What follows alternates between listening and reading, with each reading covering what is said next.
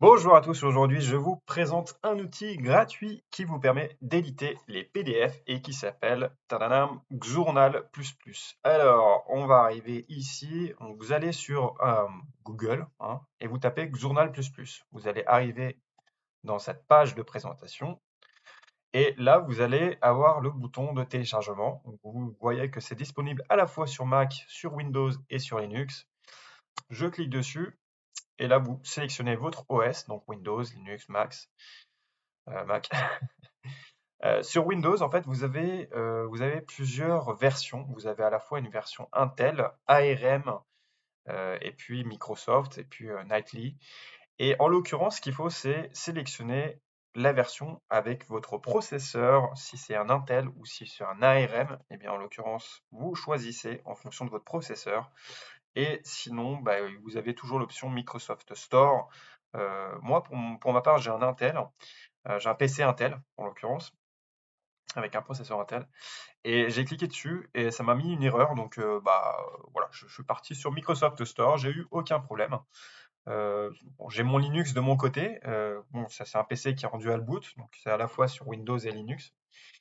Mais aucun problème avec Linux, évidemment. Ça, c'est parce que, ouais, peu importe. Bon, une fois que vous avez téléchargé, on va se retrouver en face de Journal. Et là, en fait, Journal, ça a cette interface, cette gueule-là. Alors que c'est assez marrant parce que ça fait penser un petit peu au logiciel Paint, si vous avez connu, mais avec une feuille de papier et puis du texte et puis plein de choses à pouvoir mettre un petit peu de son côté. Donc, ce qu'on va faire, c'est qu'on va ouvrir un PDF. Donc, moi, par exemple, j'ai ce PDF. Donc là, c'est une petite image Brave, mais c'est en PDF. Et ce que je vais faire, c'est que je vais sélectionner ici et je vais ouvrir avec Journal++. Voilà. Hop. Ou alors, vous avez la possibilité de pouvoir cliquer sur Fichier, Ouvrir, et puis ensuite, vous ouvrez votre document. Vous arrivez ici. Ah, j'ai un outil, on s'en fout. Et si vous voulez éditer un texte, eh bien, ce que vous faites, c'est que vous cliquez sur l'icône T, de texte. Et là, hop, je zoome un peu et je mets mon texte. Donc là, je vais mettre par exemple un nom aléatoire. Je vais mettre Alexandre. Euh, Benoît. Allez hop, on va mettre ça comme ça. Voilà.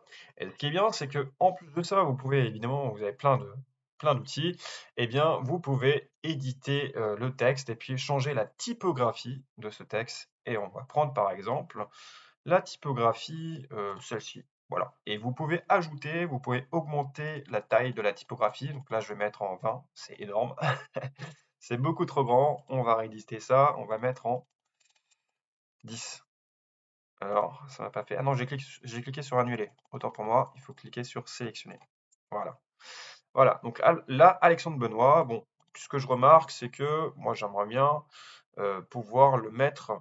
Alors, déjà, ce que je voudrais, c'est éviter. Moi, c'est pas suffisamment une typographie qui m'intéresse. Je vais plutôt mettre un truc, celui-là. Je vais prendre celui-là. Et ensuite, je vais sélectionner, là vous voyez que c'est pas du tout bien encadré, donc je vais résélectionner ce texte-là que je viens d'écrire avec l'icône rectangle ici. Alors c'est pas super intuitif parce qu'on se dit, bah, on va ajouter un rectangle, mais non, en fait ce qu'il faut c'est qu'avec cette icône de rectangle, on sélectionne un texte qu'on a déjà écrit et une fois qu'on l'a sélectionné, vous voyez, eh bien, on peut le bouger un peu partout. Et là, je vais essayer de l'aligner au milieu. Donc là, vous voyez, je l'aligne au milieu. Voilà, très bien. Moi, une fois que c'est fait, je peux rééditer le texte en recliquant sur texte ici. Et là, je sélectionne, je clique gauche sur le texte que j'avais déjà écrit. Et puis là, je fais mes modifications si besoin. Voilà, et là, vous pouvez continuer à mettre du texte, blablabla. Euh, voilà, peu importe. Ok, donc là, par exemple, je peux, si j'ai plus besoin de texte, je peux juste cliquer sur l'icône de la main et voilà, reculer par exemple. Ensuite, il y a d'autres options. Il y a l'option de surlignage, si vous souhaitez aussi surligner des passages de texte. Donc là, c'est l'icône qui se trouve ici. Vous allez cliquer sur sélectionner les lignes de texte PDF et là, je surligne, par exemple, ceci. Et là, je le surligne comment? En jaune où je ne vous avais pas présenté avant, mais vous pouvez mettre de n'importe quelle couleur le texte avec les couleurs qui se trouvent ici. Donc là, je vais surligner en jaune. Je clique sur le petit stylo qui se trouve là, et là, ça se surligne en jaune. Voilà. Ce qu'on peut faire sinon, c'est aussi signer, évidemment, parce que les signatures sont très importantes. Et bien, ce qu'il faut, c'est cliquer sur le petit stylo qui se trouve là. Donc, je sélectionne le stylo ici. Ensuite, je peux modifier la couleur. Donc là, c'est du bleu par défaut. Et puis, je peux voir aussi la taille. Moi, je peux voir que c'est fin, moyen ou gras. Donc là, enfin, je vais pouvoir signer. Je vais mettre une signature. Voilà, c'est incroyable. Bon, moi, voilà, sinon, ce que je vais mettre, je vais changer l'épaisseur parce que l'épaisseur est pas incroyable. Vous voyez, je peux vraiment changer d'épaisseur. Je peux mettre beaucoup plus gros, beaucoup plus gras. Et puis, je peux faire un retour arrière. Et pour faire un retour arrière, vous faites juste un CTRL Z. Un CTRL Z, un autre CTRL Z et un autre CTRL Z, etc. Je pourrais même refaire un CTRL Z pour supprimer le blabla qui est là. Ah ben non, ça n'a pas supprimé le blabla, ça a supprimé le. Bon, bah, c'est pas trop grave. Je vais re-signer, mais alors je vais faire une plus belle signature cette fois-ci.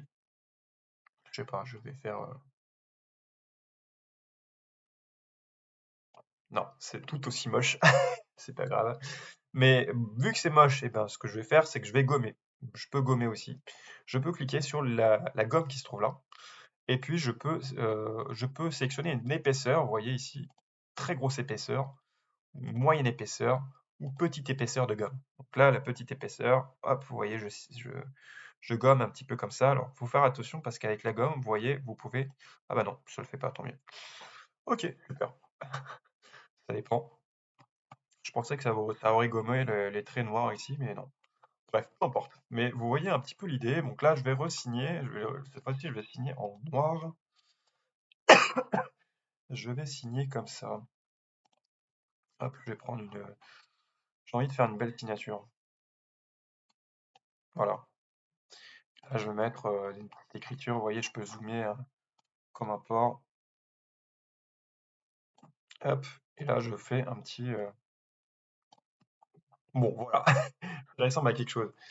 Et puis là, vous pouvez mettre aussi la date, etc. Bon, ça, c'est la date, vous le faites aussi comme ça. C'est un peu à la mano. Ici, 15, 20, 2000. Bon, bref, vous avez compris. Alors, bon, CTRL Z, CTRL Z, CTRL Z, CTRL Z. Voilà. Et sinon, j'aurais pu faire ça aussi. C'est que vous pouvez sélectionner ici 2, 23, 09, 09. Et si je décide de supprimer ces chiffres-là, de la même manière, je sélectionne en rectangle.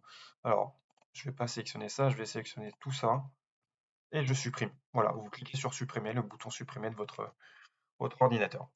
Voilà, et maintenant ce que je vais faire, c'est que je vais exporter ce que je viens d'éditer. Donc ça, je vais remettre, hop, j'aurais bien aimé ce que j'avais fait tout à l'heure. Hop, je fais ça et je clique ici dessus. Donc là, je vais exporter le PDF, cette fois-ci, qui a été édité. Donc je clique sur exporter en PDF. Voilà, donc là, je vais mettre ça dans. Ouais, je vais mettre ça ici. Et voilà, on peut voir qu'en fin de compte, mon fichier PDF a bien été modifié avec les modifications que j'ai faites. Voilà, bon, j'espère que ça vous sera utile. À très bientôt pour de prochaines vidéos.